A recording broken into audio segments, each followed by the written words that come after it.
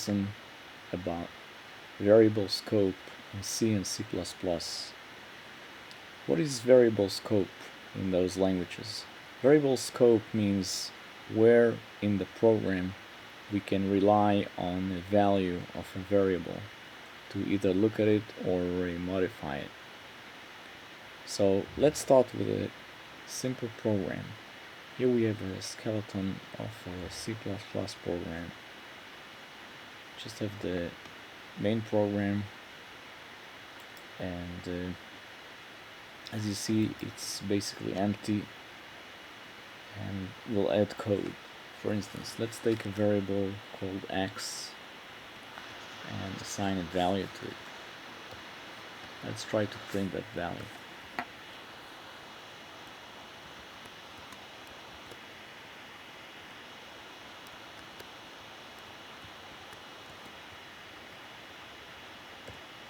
And try to compile this program.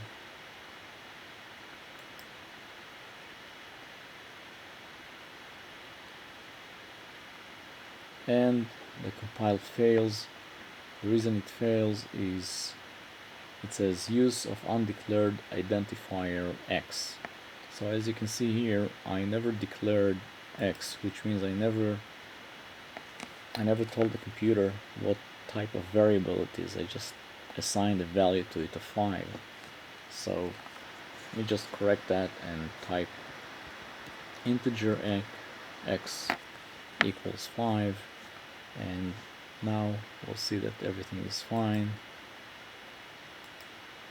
Run this program, compile it and run it.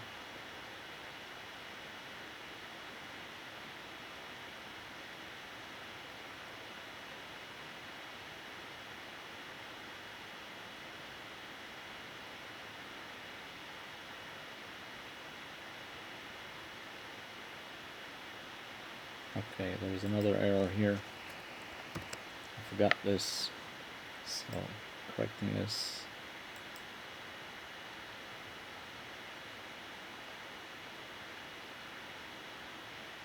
Compile succeeds, run the program, and we get the output of 5. What I meant to do was x equals 5. So this will be a clear example, and now it prints x equals 5. So the reason it didn't compile before is because we didn't declare x. Now everything is fine. Okay, so now let's add another if statement to this program and another block of code.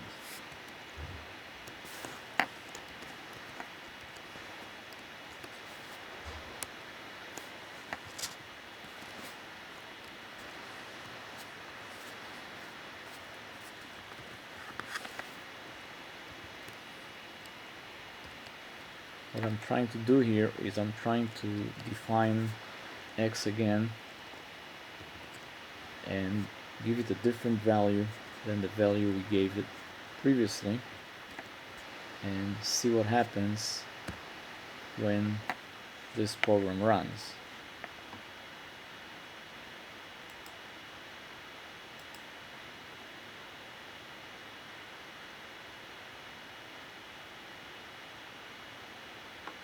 Okay, so first we get the, let's put a little bit of a space here, or rather we put the end line, so it'll print in a separate line. But you can see that the first x was printed as x equals 5, and the second one is x equals 6. And when we got into this block, we always get into this block because if 3 is greater than 2, 3 is always greater than 2, of course. So the printing command here refers to the x that was just defined over here. Both those definitions are local definitions, but since this is an inner block, this if block is an inner block to the rest of the main program, we could define x again, and that shows us that the definition here overrides, or we say it hides, this definition if it has the same name. Now, it would be interesting to see what happens if we print here. Let's first put end line here, so printing will be on a separate line. Let's put another print command. Let's just copy the same command over here, and let's see what x is being printed outside the if block.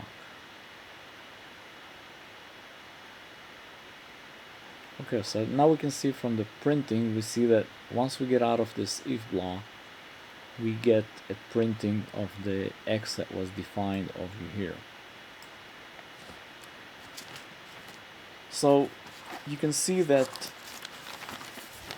the outer definition of x is sort of more general than the definition in the inner block. Now, if we had more inner blocks and we had more x's defined, each and every block would have its own local variable of x that would hide the x of the outer block.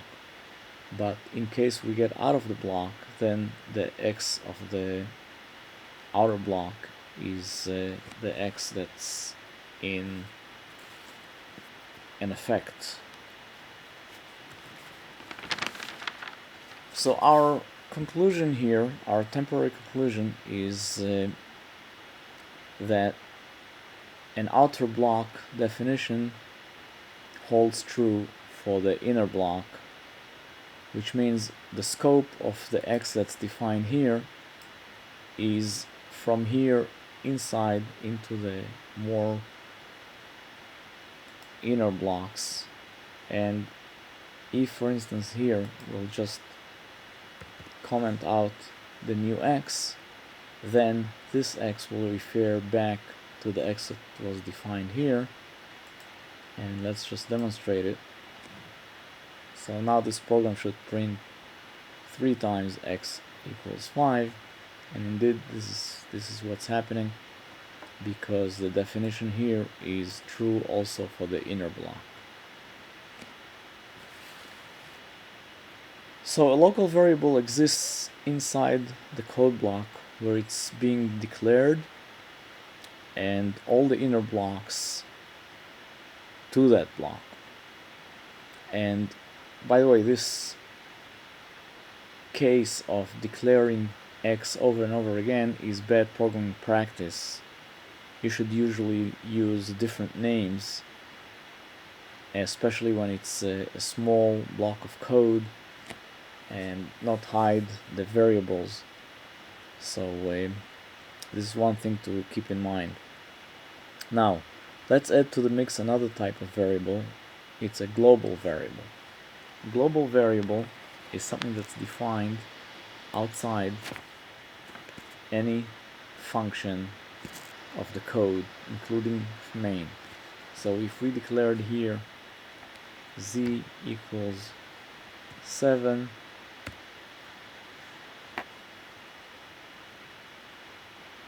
we'll have to declare it, of course, integer z equals 7, and here we could print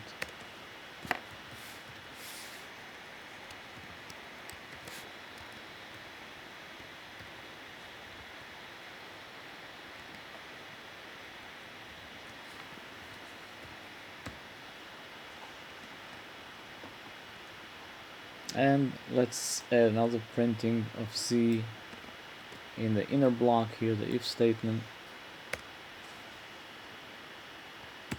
So I have to see z printed twice, and just for the fun of it, let's add a function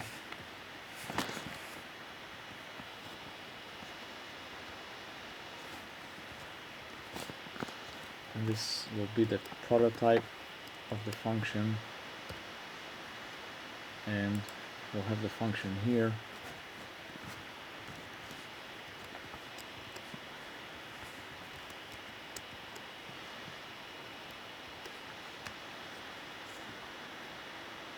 let's print inside the function. Let's also print z inside the function.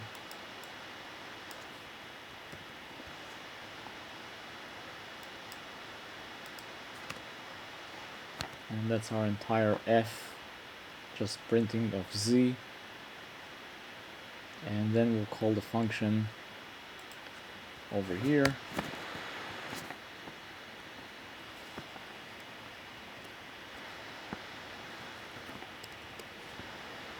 We're not doing anything with the argument to the function. This argument over here just gets a 2.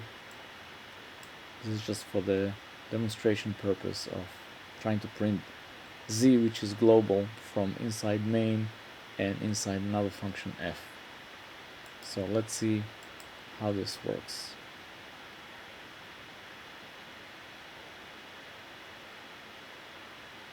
Okay, so we have a printing of x, and then we have a printing of z, and z is 7, as we set it here as a global variable. And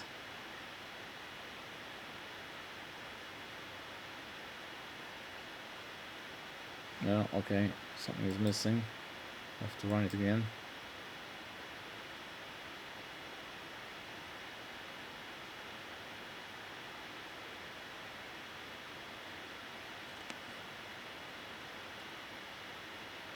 Okay, so it's supposed to print here once x, and then z once here, then it's supposed to print x again. Okay, we didn't see everything, so now we see all of them. So we get x from here, which is 5. So we get x from here, which is 5, and then we get x from here, which is still 5. Those two printing. Then we get z from here, which is 7. Then we get x again, which was 5. We haven't changed it. Then we get z printed here. And then we get the last z is from here, because we call f, and inside f we have also a printing of z. So you can see that the value of z remains 7 throughout the program, even though we print it from two different functions, from the function main and from the function f. Okay, so a global variable is something that can be used all over the program and has to be defined outside any of the functions of the program. Now,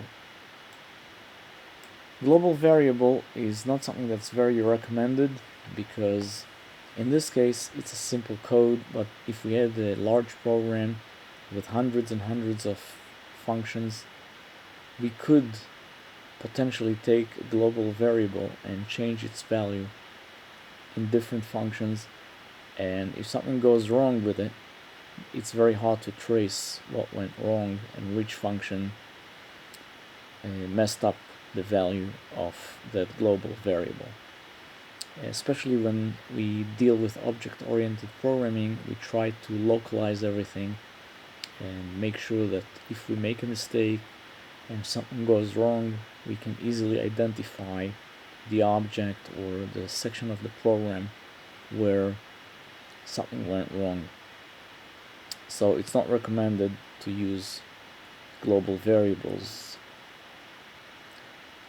One more thing about global variables: if, let's say, we defined here another variable z and we gave it a different value, let's see what would happen in this case.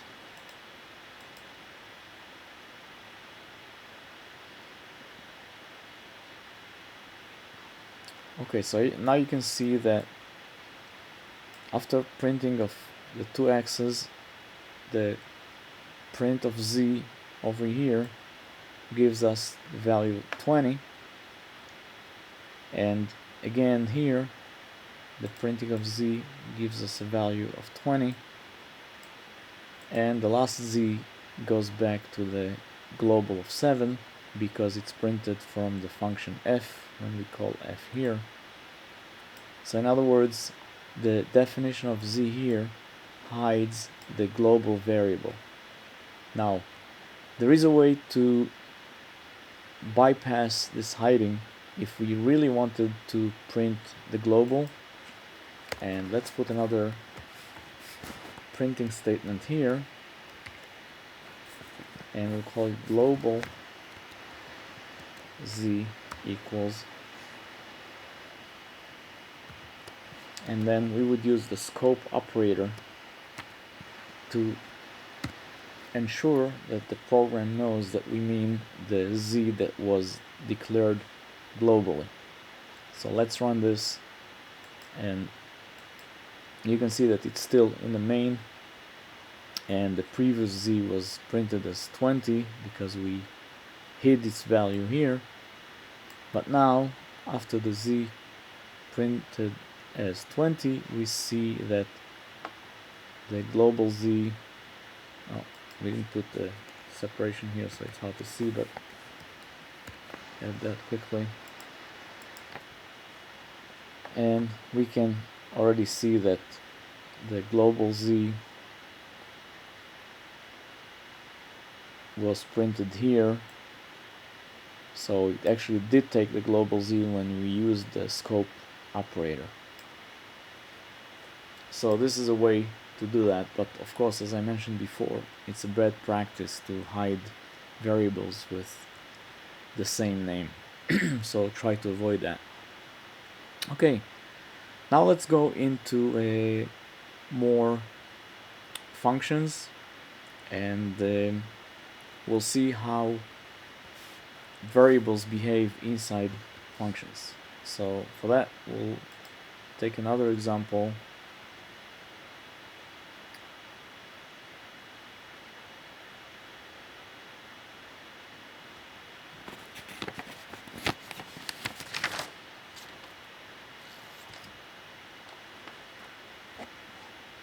Actually, we can use the same program,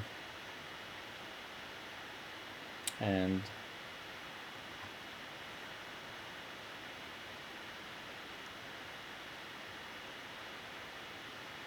let's use the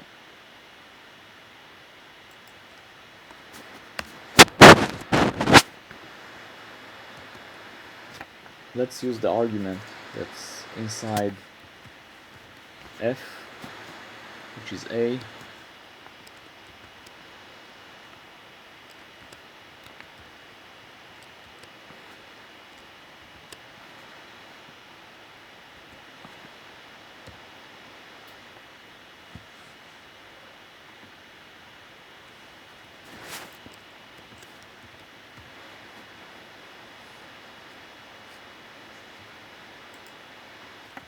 and now once we get to the call of f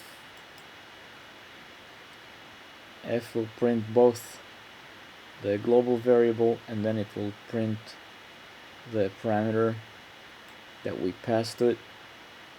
So in this case we called f with 2, so once f was executed, it printed a equals 2. So what is the scope of a here? The scope of a is all of f.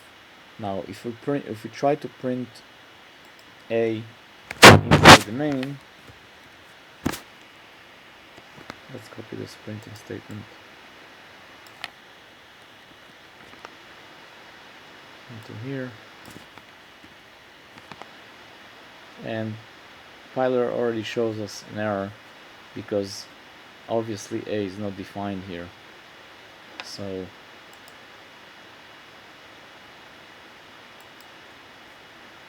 we won't be able to print it because it's defined inside f. It's not declared here. So let's get rid of this.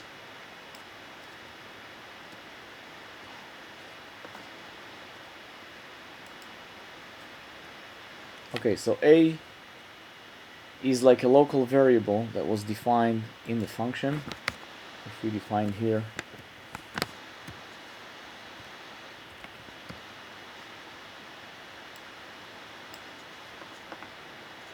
that B would be recognized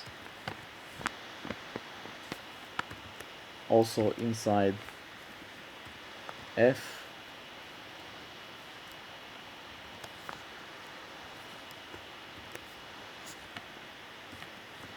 and not anywhere else. If we did that,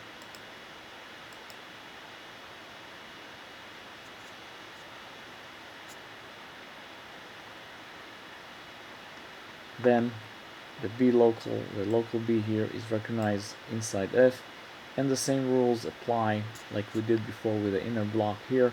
If we had inner blocks, inner code blocks inside F, they would behave the same as what we did here in the main.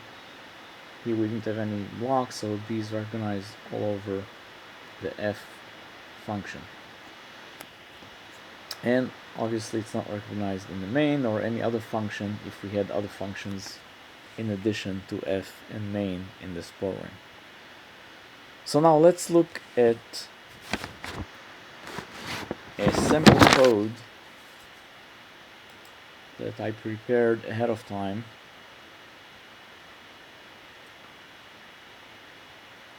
that show us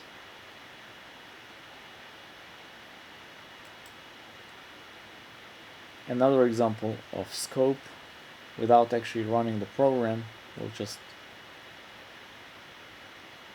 look at the definition and we'll talk about them, definitions. So here we have a program that has a global variable y. It's defined outside any of the functions at the top, so it's recognized everywhere from here down, and the scope of y starts right after its declaration and it goes throughout the entire program and it ends here at the end of the file of this program. Now let's go on. We have a prototype of a function or a declaration of a function f with two variables s and t, and the scope of the function f is then from here on we can use the function f, even though f is defined here but it's declared outside before the main, so we can use it from here on. So this is where the scope of the function f starts. And inside main we have integer z is declared and defined, and the scope of z starts here, and the scope of z will end at the end of main because it's a local variable inside main, and nothing after this main function will be able to recognize. Z stops living after we get here. And then continue on. Here's the definition of A, and A lives inside this code block. So this is the scope of A right after here, and that's it. After this block ends, there's no more A. If we try to print A after this block, it would give us an error because this is where it was defined, and as we remember from before, we know that the local variable only lives as long as the block where it was defined executes or inner blocks. So a printing of A here would result in error. Inside f, function f, we have those two parameters s and t, and the scope of those are like local, even though those are the formal variables, formal parameters. They are recognized as if they were defined inside f, at the top of f. So the scope of s and t starts here, and continue on until the end of f. So s and t cease to exist when f ends, and the scope of r is defined inside here. Scope of r remains also as long as the function f executes, so it ends here. And there's another variable I, which is declared and defined here, and the scope of I is basically only this line until the end of f. So another thing to remember is that the scope of a variable starts where that variable is declared, and that's why I would not be recognized here. For instance, if I tried printing I here, it wouldn't work because it's only declared over here.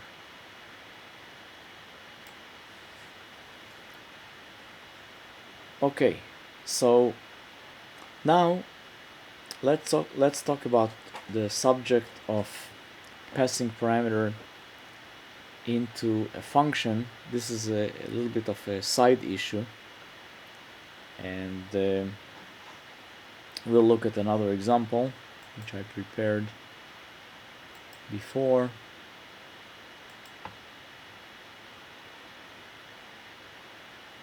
And this program is going to be called swap,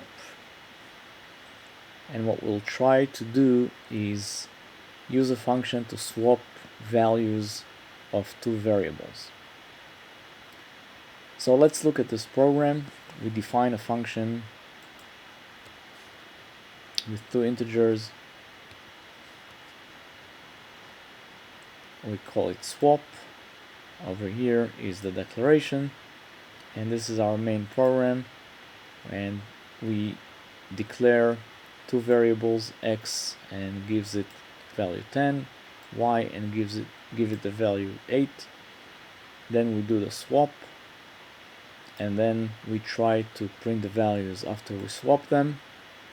So we print x and y, and we expect x to have 8 and y to have 10, because the swap function, what the swap function does here, defines a helper variable temp, and then we swap the values. We give a the value of b, and b gets temp, and temp had the value of a, so we expect x and y to be reversed after this program runs. So let's try to run the program.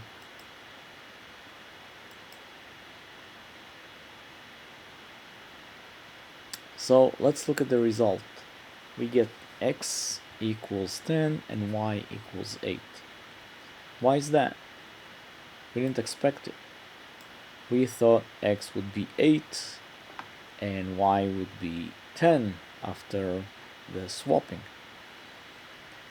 So the reason we got it is because what happens is when swap gets the values, and the default in C and C++ is pass by value, a gets the value of x because we called it with x as the first actual parameter, and b gets the value of y because y is second here when we call the function swap.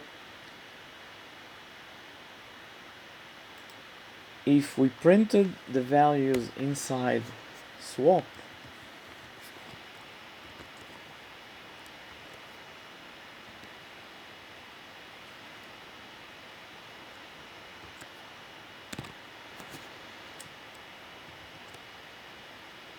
then we would be a bit luckier, because actually the swapping does occur. So let's see what happens now. Now we expect that a would get the value of 8 and b would get the value of 10, and indeed this is what happened. So why is it when we returned and we tried to print the values of x and y, they didn't reverse as a result of swap? The reason is because those variables that were the arguments to the function swap, they only live as long as swap runs. Once swap ends, they evaporate. So there is no way to impact those actual variables that we called swap with. So swap has no impact on x and y. A and b are totally different variables and they don't change x and y. So how do we make it such that those values will change? So the trick to doing that is to define, instead of values, to define references as the arguments. Reference is an address and ampersand is the symbol that we have to use in order to say, okay, now I'm swapping integers, but I'm giving the addresses to those integers. And of course, in the definition of the function swap, we also have to say that those type of arguments or parameters to the function are addresses. And in this case, what happens is we still call swap with x and y, but now x and y's are interpreted as the address of the value 10 and the address of the value 8. So when swap changes the values, it actually changes the addresses of x and y. It uses the addresses of x and y to change values, and if you run this program again,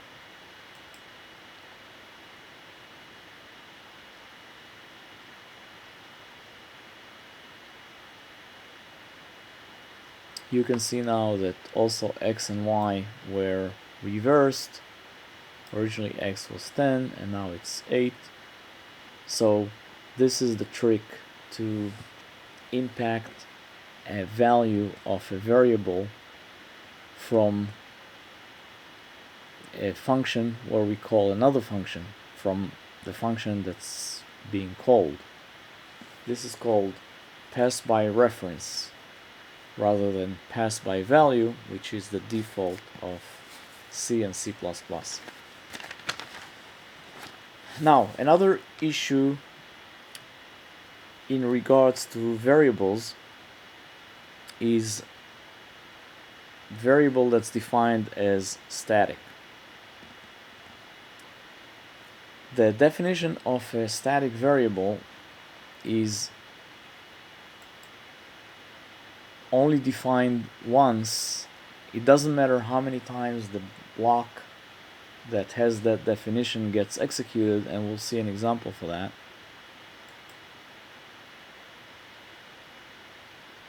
This is kind of an odd case because even though we see that there is a definition and there is a call, that definition is only executed once. So here we have a declaration of a function f, and f is defined here. And what the function f has, the interesting thing about f is that this declaration: static integer y equals 3, and then y equals x plus y, return y. So let's see what happens when we print the call of f with the number 1. So 1 is going to be the x, right? Because this is the actual variable. This is the argument, the formal argument. So x is 1, and then y will be 1 plus 3, so we return y. So the value here would have to be 4. 1 plus 3. So let's run this.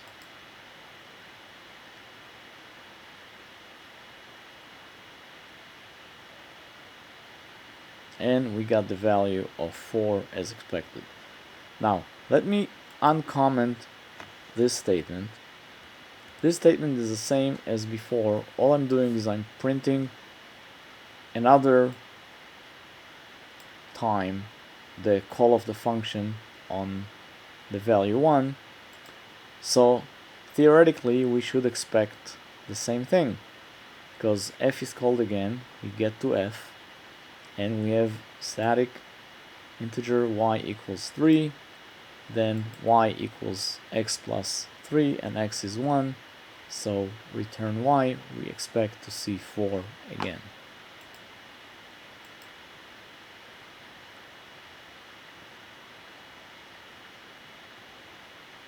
So we have a little bit of a surprise here, and instead of 4 we have a printing of 5. Why is that? As I mentioned before, when we have a static variable, it doesn't matter how many times we call that code block, in this case the f function, y was defined on the first call, and on subsequent calls it just uses the value that y had as the latest value that was changed. And if you are not convinced, let me try to print it once more, and this time you'll see that we'll get the value 6 printed on the third line.